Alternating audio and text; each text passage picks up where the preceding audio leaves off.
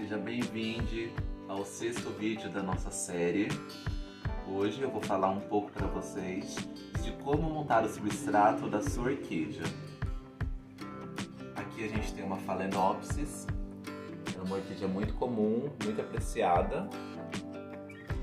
E qual que é a questão do substrato desse tipo de orquídea, como de alguns outros também?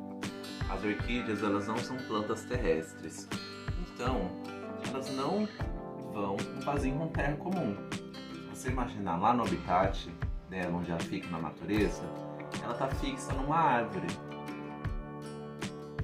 Então como que a gente vai reproduzir esse ambiente para elas dentro de casa? O que os cultivadores fazemos é tentar mimetizar o ambiente onde essa planta fica. E a gente vai usar alguns materiais que vão se aproximar. Primeiro que as raízes elas não podem ficar muito abafadas e muito fechadas, porque as orquídeas elas respiram pelas raízes e elas fazem fotossíntese pelas raízes também. Alguns dos materiais que a gente vai usar para montar esse substrato são a casca de pinos, mas tem que ser uma casca de pinos tratada, porque a casca de pinos tem tanino. E o tanino ele impede o desenvolvimento das raízes das plantas e chega um ponto que ele pode envenenar suas plantas, elas vão morrer e definhar. A casca de coco também tem tanino. O carvão vegetal, não pode ser um carvão usado da sua churrasqueira com gordura, nunca. Tem que ser um carvão vegetal novo, fresco. O carvão vegetal ele vai ajudar a sugar o excesso de água, ele vai ser repelente para alguns insetos e ele tem várias propriedades bem interessantes para ser usado nesse substrato. A casca de pinos ela imita, a casca da árvore, então a planta fica um pouco enganada achando que ela está na natureza, na árvore. A perlita ela ajuda na drenagem desse substrato e ela evita com que esse substrato ele se compacte com o tempo, ela deixa o substrato bem soltinho. Tem algumas pessoas que vão usar até isopor, que ele parece um pouco com a constituição da perlita. E o musgo sphagnum. Por que a gente vai usar o musgo sphagnum? Se é muito interessante que tenha toda essa drenagem e não se acumule água, porque é o que acontece na natureza. Não vai se acumular água nas raízes dessa planta. O musgo sphagnum ele vai ajudar a reter um pouquinho da umidade, ele vai ajudar a evitar que essa planta ela morra desidratada. É uma coisa que demora muito tempo para acontecer. É mais fácil você matar a sua planta afogada. Mas esse musgo sphagnum vai ser nosso amigo nesse processo. O musgo sphagnum você vai usar ele em pouquíssima quantidade. Você vai colocar um pouquinho no fundo, como se você estivesse fazendo uma caminha para a planta. E os outros três, a perlita, ela vai ficar ao quesito de quem está montando o substrato. Mas eu acho que metade dos outros dois materiais que você vai utilizar. O material que você mais vai utilizar nesse substrato é a casca de pinos. Os outros eles vão entrar como um complemento. Então agora eu vou misturar as quantidades. Você pode colocar uma parte de casca de pinos para uma parte de carvão. E vai complementando também com a perlita, para ficar bem soltinho. Então eu vou misturar e aí eu volto para vocês.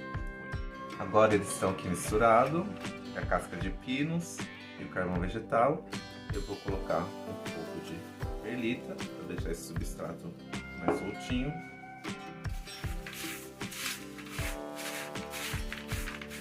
É de olho, sabe? Quando você vê que ela apareceu aqui no substrato, tá dando o ar da graça, você sabe que tá bom. Vou colocar mais um pouquinho aqui porque ela sumiu.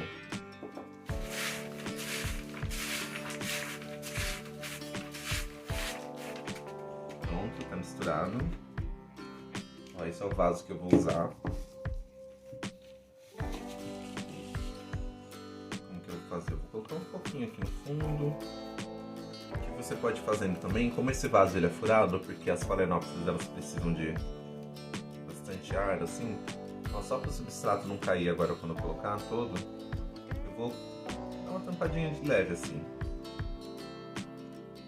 nos furinhos. Bom, só para... Então, coloquei um pouquinho aqui no fundo.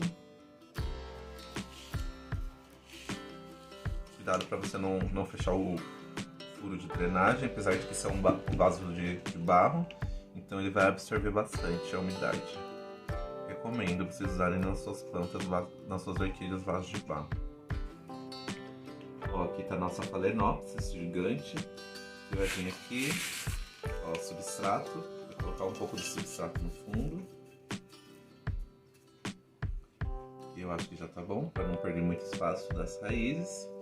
E aí você vai ajeitar ela aqui dentro do vaso, como se fosse uma caminha. Eu vou ajeitar ela aqui e vocês já vão ver no corte ela ajeitada.